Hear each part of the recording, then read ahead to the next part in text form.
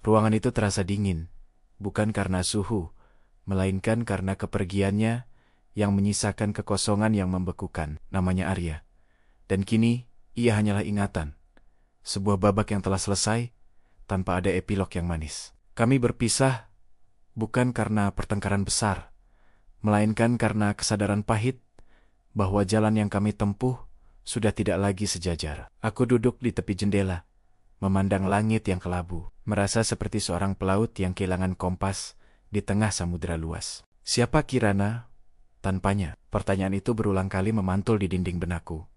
Sebuah gema yang menyakitkan. Selama bertahun-tahun, aku telah mendefinisikan diriku melalui matanya, menjadi pantulan dari keinginan dan impiannya. Aku menyukai film yang ia sukai, menikmati musik yang ia putar, dan bahkan cita-citaku perlahan berbelok mengikuti arah ambisinya. Perpisahan ini terasa seperti cermin yang pecah, dan aku tidak lagi mengenali wajah yang terpantul di setiap kepingannya. Aku merasa asing di dalam rumahku sendiri, di dalam kulitku sendiri, seolah-olah Kirana yang dulu telah dikubur di bawah puing-puing hubungan kami. Kehilangan ini bukan hanya tentang Arya, tapi tentang hilangnya versi diriku yang selama ini kurawat bersamanya. Malam pertama tanpanya, aku mencoba tidur di sisi ranjang yang biasa ia tempati, berharap kehangatannya masih tersisa. Namun, yang kudapat hanyalah dingin, sebuah penanda tegas bahwa semua itu telah berakhir, tanpa kemungkinan kembali. Aku mengambil ponsel, melihat foto-foto lama, tawa kami yang riang kini terasa seperti suara dari dimensi yang berbeda. Di foto itu, aku terlihat bahagia, tetapi kebahagiaan itu terasa seperti dipinjam, bergantung pada keberadaan sosok di sampingku. Aku ingat hari kami bertemu di lobi kantor yang ramai, matanya yang tajam langsung menarikku masuk ke orbitnya. Ia adalah badai yang indah, membawa kegembiraan sekaligus kekacauan yang membuat hidupku tidak lagi monoton. Aku mencintai cara ia melihat dunia, dengan optimisme yang terkadang konyol dan energi yang tak pernah habis. Tetapi ia juga menuntut agar aku menjadi sosok yang ia butuhkan, bukan sosok yang aku inginkan. Perlahan-lahan, hobi lamaku melukis di kanvas besar, membaca puisi larut malam mulai terpinggirkan. Waktu luangku dihabiskan untuk menemaninya, mendukung proyeknya, dan menjadi pendengar setia segala keluh kesahnya. Aku ingat, kuas catku yang mengering, teronggok di sudut gudang, seperti janji yang tak pernah terpenuhi. Aku bahkan lupa kapan terakhir kali aku menuliskan sebaris puisi, sesuatu yang dulu menjadi napas keduaku. Aku menyalahkan Arya atas hilangnya diriku, tetapi jauh di lubuk hati, aku tahu akulah yang membiarkan itu terjadi. Akulah yang terlalu takut untuk berkata tidak, terlalu nyaman untuk hidup dalam bayang-bayang orang lain. Perpisahan adalah cambuk yang keras, memaksaku untuk berdiri tegak di atas kakiku sendiri yang sudah lama lemah. Aku menyadari, selama ini, aku hanya menjadi pelengkap, bukan tokoh utama dalam kisah hidupku sendiri. Hari-hari pertama aku hanya menangis, menenggelamkan diri dalam selimut tebal, dan kesedihan yang tak berujung. Namun, air mata itu lama-lama mengering, menyisakan mata yang bengkak, dan tekad yang samar-samar. Aku harus menemukan Kirana yang asli, yang tersembunyi di bawah lapisan-lapisan Arya dan kami. Keputusan pertama yang kubuat adalah melakukan perjalanan, mencari jarak fisik dan mental dari kota yang penuh kenangan. Aku memilih mendaki gunung, sebuah ide yang konyol bagi seseorang yang selama ini hanya menikmati liburan di hotel mewah. Arya selalu membenci alam terbuka. Ia lebih suka bisingnya kota besar dan lampu-lampu neon. Ini adalah langkah pertamaku, melakukan sesuatu yang sepenuhnya menjadi kehendakku, tanpa mempertimbangkan pendapatnya. Aku pergi ke kaki Gunung Rinjani sendirian, hanya berbekal ransel tua dan hati yang penuh tanda tanya. Di sana, di tengah hijaunya pepohonan dan udara yang dingin menusuk tulang, aku bertemu dengan keheningan yang sesungguhnya. Selama pendakian, setiap langkah terasa berat, bukan hanya karena medan, tetapi karena beban emosional yang kubawa. Aku menangis lagi, tetapi kali ini air matanya terasa berbeda. Air mata pembersihan, bukan penyesalan. Di Ketinjan, aku merasa kecil, menyadari bahwa masalahku, betapapun menyakitkannya, hanyalah setitik debu di hadapan keagungan alam. Pagi hari di puncak, saat matahari terbit, memancarkan warna jingga keemasan, aku melihat langitku sendiri. Langit yang selama ini kulihat selalu dicampuri oleh langit milik Arya. Di sana, di puncak gunung itu, Aku merasakan kebebasan yang belum pernah kurasakan sebelumnya. Aku tidak perlu berbagi pemandangan itu. Aku tidak perlu meminta izin untuk terpesona. Kebahagiaan itu murni milikku. Hasil dari usahaku sendiri mendaki. Keringatku sendiri yang tumpah. Aku mengambil buku kecil dan pena. Mulai menulis, sebuah kebiasaan yang telah lama mati. Aku menulis tentang Arya. Bukan dengan amarah, tetapi dengan pemahaman yang tenang. Mengakui bahwa ia telah memainkan perannya. Aku menulis tentang rasa sakit, tentang kebodohanku, dan tentang kekuatan yang perlahan mulai tumbuh dari dalam. Aku mulai menjernihkan mana suara hatiku dan mana suara yang dulu dipinjamkan Arya turun dari gunung. Aku merasa seperti Kirana yang baru.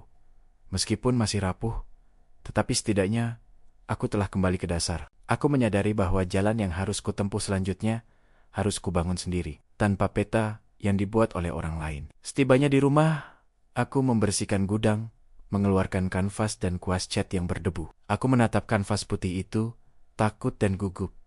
Seperti bertemu dengan kekasih lama yang telah lama hilang. Tanganku gemetar saat memegang kuas, tetapi begitu cat pertama menyentuh permukaan, rasa akrab itu kembali. Aku melukis gunung yang kudaki, langit jingga yang kulihat, dan di tengah-tengahnya, sosok wanita yang berdiri tegak sendirian. Itu adalah lukisan pertama yang benar-benar berasal dari jiwaku, tanpa filter atau persetujuan dari orang lain. Aku juga mulai membaca kembali buku-buku lama, karya-karya sastra yang dulu kubanggakan. Betapa sunyi senyapnya hati, bila tidak ada lagi yang berbisik. Kalimat itu berbisik dari halaman buku, sebuah kalimat puitis yang kurasakan maknanya. Kesunyian tidak lagi terasa menakutkan, melainkan sebuah ruang yang diperlukan untuk mendengarkan diri sendiri. Aku belajar memasak, mencoba resep-resep baru yang Arya selalu anggap terlalu merepotkan. Aku menata ulang apartemenku, mengganti warna dinding menjadi biru muda, warna yang selalu kusukai namun ia tolak. Setiap perubahan kecil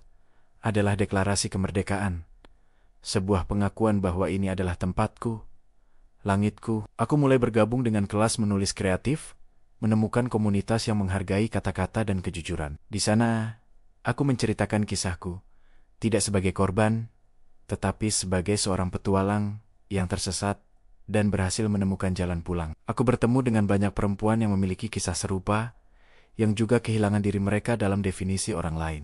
Kami berbagi tawa dan air mata, menyadari bahwa proses penyembuhan adalah sebuah perjalanan kolektif. Aku belajar bahwa pelepasan bukanlah akhir dari cinta, tetapi permulaan dari cinta yang lebih besar, cinta kepada diri sendiri. Firasat itu datang perlahan, tidak dengan gegap gempita, tetapi dengan ketenangan yang mantap. Aku tidak lagi membenci Arya. Aku berterima kasih kepadanya karena telah menjadi katalisator bagi perubahanku. Tanpa perpisahan itu, aku mungkin akan selamanya terjebak dalam peran yang bukan Kirana. Aku menghapus semua kontak Arya, bukan karena dendam, tetapi karena aku tidak lagi memerlukan bayangannya untuk bergerak maju. Ia telah memiliki jalannya sendiri, dan aku harus menghormati itu, sambil fokus pada jalanmu yang telah kubangun. Aku berhenti bertanya, kenapa kami harus berpisah? Dan mulai bertanya, apa yang harus Kirana lakukan sekarang? Jawabannya selalu jelas.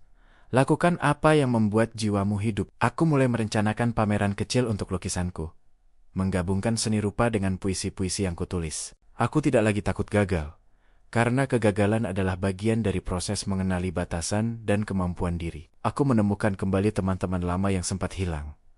Mereka menyambut Kirana yang baru ini dengan pelukan hangat. Kepingan-kepingan itu tidak hilang, hanya tersusun ulang. Dan kini, aku adalah konstruksi yang lebih kuat dan jujur. Aku kembali ke pantai, tempat yang dulu sering kami kunjungi.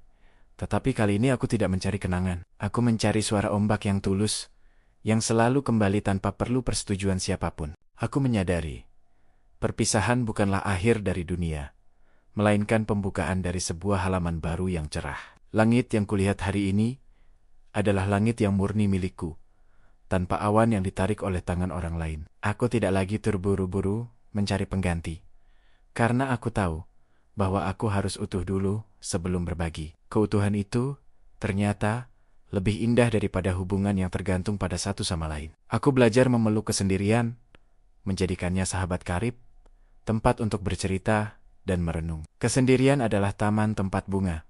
Bunga impianku tumbuh subur kembali. Aku menghargai Kirana yang rapuh, yang dulu takut kehilangan, Dan Kirana yang sekarang, yang berani menemukan. Perjalananku mengenali diri ini adalah hadiah terbaik dari perpisahan yang menyakitkan itu. Aku telah menemukan langitku sendiri. Dan kini, aku berjalan di jalanmu sendiri. Peta itu ada di tangan Kirana. Dan tujuannya adalah kebahagiaan yang tidak bergantung pada kehadiran siapapun. Aku tersenyum pada bayangan diriku di cermin. Senyum yang tulus, bukan senyum yang dipaksakan untuk menyenangkan orang lain. Inilah Kirana yang sesungguhnya. Berantakan, tetapi jujur. Terluka, tetapi kuat. Setiap hari adalah petualangan. Setiap keputusan adalah langkah kecil menuju kebebasan sejati. Aku tidak tahu di mana Arya berada. Dan aku tidak lagi peduli. Karena fokusku telah bergeser sepenuhnya. Fokusku adalah pada garis cakrawala di depanku. Pada lukisan yang menunggu. Dan pada puisi yang harus kutulis. Aku adalah tokoh utama, penulis, dan sutradara dari kisah hidupku sendiri. Dan kisah ini baru saja dimulai, dengan langit yang terbuka luas, dan jalan yang menantang. Aku telah menemukan Kirana yang hilang, dan aku tidak akan pernah melepaskannya lagi. Perpisahan adalah pintu yang tertutup, yang ternyata membuka jendela lebar menuju langitku yang baru. Jika kisah ini menginspirasimu, jangan lupa dukung channel Narasi Sastra dengan like, share, dan subscribe.